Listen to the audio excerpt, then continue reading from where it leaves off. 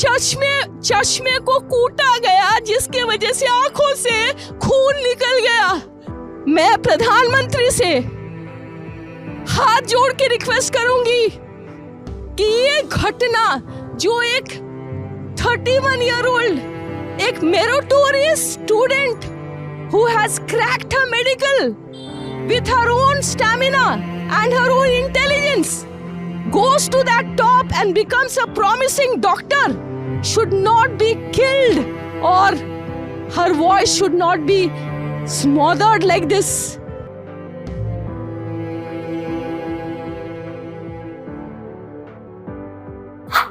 और डीएनए से पता चलता है कि काफी लोग मिलकर उनका रेप किए हैं, क्योंकि हॉस्पिटल में रहकर हॉस्पिटल की नर्सें यदि सुरक्षित नहीं है तो बाहर की बहनें कहां से सुरक्षित होंगी। तो पर ऐसे विषयों पर इनका मुंह नहीं खुलता। इनके साथ साथ बड़े बड़े ऐसे नेता हैं और ऐसे बड़े बड़े यूट्यूबर हैं, जो भांड यूट्यूबर बोलता हूं मैं उनको, इनका भी मुंह नहीं खुलता है। तब भी एक बवाल सामने में आता है कि वहां तोड़फोड़ हो गया, हंगामा हो गया, उसके साथ साथ हॉस्पिटल पर भी जाकर तोड़फोड़ करने को लग गए। तो समझ में ये नहीं आता व्यक्तियों को कि जो प्रोटेस्ट करने का वो तोड़फोड़ क्यों करेंगे पर। लेकिन ममता दीदी का कहना यह है कि ये जो है लेफ्टिस्ट लोगों का काम है या बीजेपी का काम है, ऐसा ममता दीदी कहती। तो ममता दीदी से हाथ जोड़कर प्रार्थना है कि यदि ये काम आपके राज्य में हो रहा है, आप किसी और पार्टी को बोल रहे हो, तो मेरा यही कहना है कि आपके ठीक बाजू में क्या हो रहा है आपको संज्ञान नहीं लिया जाता, तो आप अपने जगह का तो कम से कम संज्ञान लीजिए। जय सिया राम। अभी हाल ही में हुए 9 अगस्त की रात को महिला डॉक्टर के साथ रेप का केस के ऊपर चर्चा करने के लिए आया हूँ। ये विषय इतना बड़ा हो चुका है कि जिस पर देखा जाए तो सारे के सारे व्यक्ति चर्चा कर रहे हैं। मैं ही एक अकेला कोई खास व्यक्ति नहीं हूँ कि इस पर चर्चा कर रहा हूँ। चर्चा इसीलिए है क्योंकि वहाँ की जो डॉक्टर है, 9 अगस्त की रात को ये घटना होता है, महिला डॉक्टर के साथ रेप हुआ है और रेप करने के बाद उनका जो रेप हुआ है उस रेप केस को दबाने के लिए उसे सुसाइड का एक दर्जा दिया जाता है, यानी कि कथाकथित बातों को सामने लाया जाता है और जो रियल में घटना हुआ है उसे दबाने का प्रयास किया जाता है। दबाने का प्रयास कुछ इस प्रकार से किया जाता है कि वहाँ रेप करने के बाद जस्ट दूसरे दिन ही वो लड़की का पोस्टमार्टम के लिए भेज देते हैं और इधर जहाँ जहाँ रेप वगैरह करने के लिए उनको प्रताड़ित किया गया था उस जगह को तोड़ना फोड़ना, कैमरे वैमरे को खंगालना या काटना छाटना, ऐसा बहुत सारा कार्य हो गया। तो ये कथाकथित बयानबाजी नहीं है, एक रियलिटी है जो कि आपके सामने है और इतने समय से मीडिया में चल रहा है। 9 अगस्त की बात है ये, और इस पर भी पुलिस के वॉलंटियर है करके समझ में आता है एक व्यक्ति जिन्होंने रेप किया है। साथ ही साथ रेप किया करके पश्चिम बंगाल की सरकार क्लियर नहीं कर पा रही थी, तब तक नहीं कर पा रही थी जब तक उनको क्लियर नहीं था कि इसको किया क्या जाए, क्योंकि उनसे पहले तो उन लोग यही चाह रहे थे कि इसको एक आत्महत्या का यानी कि लगा दिया जाए करके, आत्महत्या यानी की है ऐसा दिखा दिया जाए, ऐसा इनका चल रहा था। क्लियर हो ही नहीं रहा था इनको करना क्या है करके। पोस्टमार्टम भी लेट से हुआ और डीएनए से पता चलता है कि काफी लोग मिलकर उनका रेप किए हैं।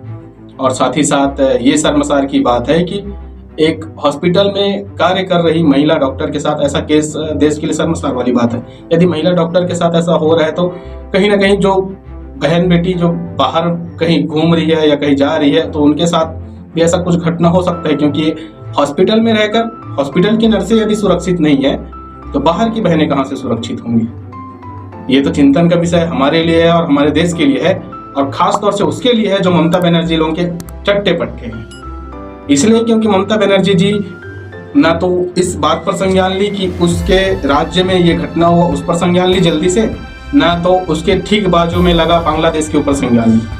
चिंतन का विषय तो है ही, क्योंकि वही ममता बनर्जी जी जब कुछ विवादित बयान जब इधर उधर जब पक्षपाती जब चलता है तब मुंह खोल करके दुनिया भर का बात रखती है, लेकिन ऐसे शब्दों पर ऐसे विषयों पर इनका मुंह नहीं खुलता। इनके साथ साथ बड़े बड़े ऐसे नेता हैं और ऐसे बड़े बड़े यूट्यूबर हैं जो भांड यूट्यूबर बोलता हूं मैं उनको, इनका भी मुंह नहीं खुलता है। तो चिंतन का विषय हमारे लिए है कि इस विषय को कैसे किस दृष्टि से देखा जाए, क्योंकि कभी कुछ अलग न्यूज चलता है, कभी कुछ अलग न्यूज चलता है। समझ में व्यक्तियों को ये नहीं आता कि एक्चुअल में हुआ क्या था, क्योंकि मेरे हिसाब से मैंने जो आकलन किया ये मुझे लगता है कि उनका रेप किया गया है क्योंकि उनका गर्दन का हड्डी टूटा हुआ था, आँख फूटा हुआ था, साथ ही साथ नाक फूटा हुआ था, ऐसे दिखाया जाता है न्यूज़ों में, जिसको मैंने एब्जॉर्ब किया, यानी कि मैंने समझा कि ये चीज़ हो चुका है। उसके साथ साथ तो बहन का जिनका रेप हुआ है, जिनका रेप कर दिए थे इन हरामखोरों ने, उनका यानी अर्धनग्न था और फांसी वगैरह में टांग दिए थे, ऐसा बोलते हैं। तो अब सही मायने में देखा जाए यदि वो आत्महत्या करती तो अर्धनग्न होकर तो नहीं करती, जो भी है। तो ये कहीं ना कहीं रणनीति के तहत उनको यानी कि छुपाने का प्रयास कर रहे थे और इसको बचाने का प्रयास कर रहे थे, जो कि अब फंस चुका है पूरी तरीके से। और ये पुलिस का वॉलंटियर भी है, ऐसा सुनने में आता है। 14 अगस्त के समय में जब प्रोटेस्ट कर रहे थे इन महिला डॉक्टर के लिए में, तब भी एक बवाल सामने में आता है कि वहां तोड़फोड़ हो गया, हंगामा हो गया, उसके साथ साथ हॉस्पिटल पर भी जाकर तोड़फोड़ करने को लग गए। तो समझ में ये नहीं आता व्यक्तियों को कि जो प्रोटेस्ट करने का वो तोड़फोड़ क्यों करेंगे। कहीं ना कहीं ये रणनीति के तहत, षड्यंत्र के तहत वहां तोड़फोड़ करने का प्लान वहीं की सरकार या फिर आसपास में उनका कहीं ना कहीं हाथ होगा इस पर। लेकिन ममता दीदी का कहना ये है कि ये जो है लेफ्टिस्ट लोगों का काम है या बीजेपी का काम है, ऐसा ममता दीदी कहती। तो ममता दीदी से हाथ जोड़कर प्रार्थना है कि यदि ये काम आपके राज्य में हो रहा है, आप किसी और पार्टी को बोल रहे हो, तो मेरा यही कहना है कि आपके ठीक बाजू में क्या हो रहा है आपको संज्ञान नहीं लिया जाता, तो आप अपने जगह का तो कम से कम संज्ञान लीजिए कि सही क्या हो रहा है और गलत क्या हो रहा है। आपको स्वयं को पता नहीं रहता कि आपके आजू बाजू में क्या हो रहा है। आपका बांग्लादेश का आप हाल देख सकते हैं कि किस तरह से प्रताड़ित किए जा रहे हैं काफी व्यक्तियों को। लेकिन इस पर भी भान यूट्यूबरों का और भान बॉलीवुडों का ना, ऐसा अभी तक का कुछ बयानबाजी नहीं है कि बांग्लादेश पर ये हुआ, ऐसा हुआ, हैशटैग चला दिया, ऐसा कुछ नहीं होता। एक व्यक्ति पत्रकार आता है साला साइड से किनारे से, वो बोलता है कि वहां के व्यक्ति अच्छा हो गए कि जाग गए इन लोग और अपने हक के लिए लड़ाई लड़ रहे हैं। अरे किस तरीके से हक की लड़ाई होता है भाई? ऐसा कोई हक की लड़ाई लड़ता है कि वहां की अर्थशास्त्र को बिगाड़ दे, वहां की संपत्ति को जला दे? ऐसे संपत्ति जलाने वाले को यदि आप सही मायने में यदि माटी पुत्र मानते हो, तो फिर तो कहीं ना कहीं बाकी व्यक्तियों को आप टारगेट कर रहे हो। भाई एक पक्ष को ही क्यों समझते हो आप लोग सही एकदम सत्यवादी? बाकी व्यक्ति आपको नहीं दिखते। जैसे कि ये बहन जी नहीं दिख रही थी आप लोगों को। रेप होने के बाद वहीं के वहीं उनकी माता को गिड़गिड़ाना पड़ा कि मेरी बेटी का शक्ल दिखा दो, मेरी बेटी का कम से कम लास्ट टाइम एक बार उनका मुख दिखा दो करके। उनको भी देखने के लिए नहीं दिखाया गया। ये तो कहीं ना कहीं एकदम घिनौना बात है वहाँ की सरकार के लिए।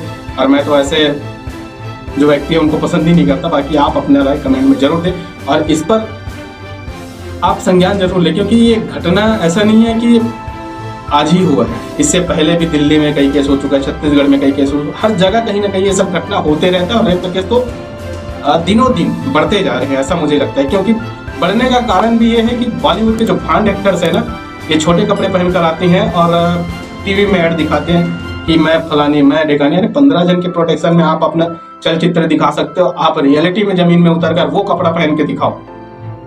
आपको स्वयं को शर्म आना चाहिए कि आप व्यक्ति को परोस क्या रहे हो। अब इस पर भी ज्यादा मैं यदि डिबेट या बातचीत करने लग जाऊं तो बवालबाजी हो जाएगा, तो ज्यादा बहस नहीं करता हूं। बस आप अपना कमेंट के माध्यम से राय ये दे कि वहां का जो घटना हुआ क्या सही मायने में क्या था, रेप था या फिर आत्महत्या था। आप अपना राय दें और इस पर हैशटैग जरूर चलाएं कि कम से कम एक बहन को इंसाफ मिले सही मायने में, और जो दरिंदा है उसको कम से कम अच्छे से अच्छा सजा तो मिल पाए। या तो उम्र कैद हो जाए, या तो फांसी मिल जाए, या तो बीच चौराहा में उसको भी कम से कम अर्धनग्न करके उसको इतना दौड़ा दौड़ा कर मारा जाए कि उसको भी समझ में आ जाए कि रेप होता क्या है। क्या एक व्यक्ति पर ऐसा 5-7 लोग मिलकर रेप करना, ये तो मर्दानगी का पुख्ता प्रूफ नहीं है, ये नामर्दों की पहचान है, जो कि बांग्लादेश में भी देखने को मिल चुका है। सब अपना अपना राय जरूर दो। यही शब्दों के साथ मैं अपनी वाणी को विराम देता हूँ। जय सिया राम, हर हर महादेव।